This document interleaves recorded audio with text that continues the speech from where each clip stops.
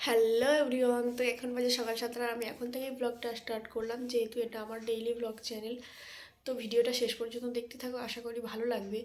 তো চলো বেশি বকবক না করে আজকের দিনটি স্টার্ট করা যাক। তো ঘুম থেকে ওঠার পর তো আমাদের সবার প্রথম কাজ হচ্ছে বিছানাটা গুছিয়ে নেওয়া ভালো করে। তো সত্যি কথা বলতে বন্ধুরা, আমার সব কাজ করতে ভালো লাগে, কিন্তু বিছানা গোছাতে একটুও ভালো লাগে না। তো চলো বেশি বকবক না করে আগে বিছানাটা গুছিয়ে নিই, তারপর তোমাদের সাথে আবার কথা বলছি।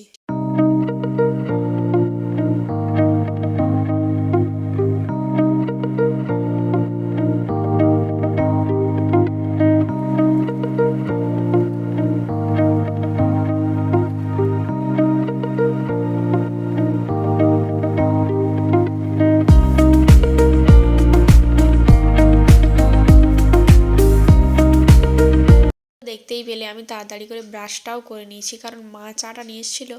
তা ভাবলাম আগে চাটা খেয়ে নিই, তারপরে অন্য সব কাজবাজ করা যাবে, সেই জন্যই। তো আমি আবার চাটা নিয়ে ব্যালকনিতে চলে এসেছি, কারণ ব্যালকনিতে সকাল হলে না এত সুন্দর রোদ আসে, আর এখন যা ঠান্ডা পড়েছে, ঠান্ডার সময় একটু গায়ে রোদ লাগলে ভীষণ ভালোও লাগে। তো আমি ব্যালকনিতে বসে বসে মা চাটা দিয়ে নিচে চলে গেছিলো, আমি ওর ওপর থেকে মায়ের সাথে গল্প করছিলাম। তো যাই হোক, চাটা তো খাওয়া হয়ে গেল, চলো এবার ঘরে যাওয়া যাক। চাটা শেষ করে ঘরে চলে এলাম ঝাড় দেবো বলে। তো চলো ঝাড়টাকে দিয়ে নেওয়া যাক। সত্যি কথা বলতে বন্ধুরা, তোমাদের সাথে গল্প করতে করতে বাড়ির কাজকর্ম করার মজাটাই একটা অন্যরকম। তাছাড়া তোমাদের সাথে সব কিছু শেয়ারও করা হলো, আর আমার কাজকর্মও কমপ্লিট হলো।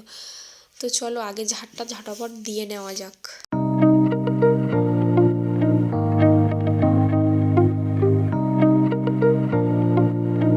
একটু বলি, মানে আমাদের এই যে ডাইনিং স্পেসটা না, মানে এখানে তেমনভাবে তেমন কিছু ইউজ হয় না, মানে খাওয়া দাওয়া রান্না বান্না সব কিছু নিচেই হয়, তার জন্য তো এই কিচেনের ওদিকটা একটু অগোছালো হয়ে পড়ে আছে। অগোছালো ঠিক না, মানে কাজেরই জিনিসপত্র ওখানে রাখা আছে। কয়েকদিন আগে কাজ হয়েছিল, সেই জন্য জিনিসপত্রগুলো ওখানেই রাখা আছে। যে আস্তে আস্তে হয়তো সব কিছুই কমপ্লিট হবে, মানে কিচেন টিচেন সব কিছু কমপ্লিট হয়ে যাবে, গুছানোই থাকবে, কিন্তু ইউজ আর হবে না, মানে আমাদের সব কিছু নিচেই আছে। তো চলো যাই হোক, ঘরে যাওয়া যাক। ঘরে গিয়ে আবার খাট ড্রেসিং টেবিলগুলো মুছে নিই। মানে খাট ড্রেসিং টেবিলগুলো আমি সব সময় ঝাড় দেওয়ার পরেই মুছি, না হলে এত ধুলো জমে, ওই জন্য ডবল করে মুছতে হয়। সেই জন্য আগে সব সময় আমি ঝাড়টা দিয়ে নিয়ে তারপরেই ড্রেসিং টেবিলটা মুছি। তো চলো আগে কাজবাজগুলো কমপ্লিট করে নেওয়া যাক, তারপর আবার তোমাদের সাথে কথা বলছি।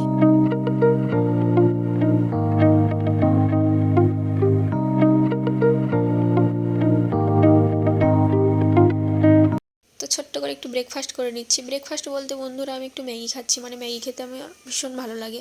তো সকালে চা বিস্কিট খাওয়ার পর তেমন কিছু আর খাওয়ার দরকার পড়ে না, সকালে ওষুধ খাওয়ার আছে তো তার জন্য।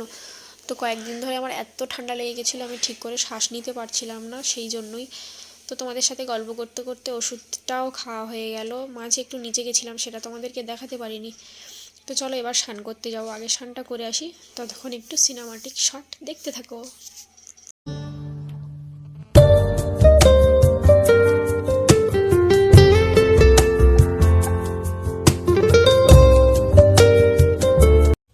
ফাইনালি দুপুরের খাওয়া দাওয়া কমপ্লিট করে আমি রোদে একটু হাঁটছিলাম, মাঝে একটু ঘুমিয়েও পড়েছিলাম।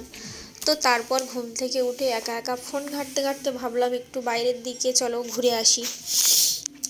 তো বাইরে এসে সবুজ ধানের বীজ দেখে মনটা ভরে গেল। মানে কিছু হোক না হোক বন্ধুরা, মানে গ্রামের দিকের পরিবেশ একটু অন্যরকম। মানে আমাদের এখানে এখনও মাটির রাস্তা আছে, মানে কিছুটা হয়েছে ঢালাই, কিছুটা বাকি।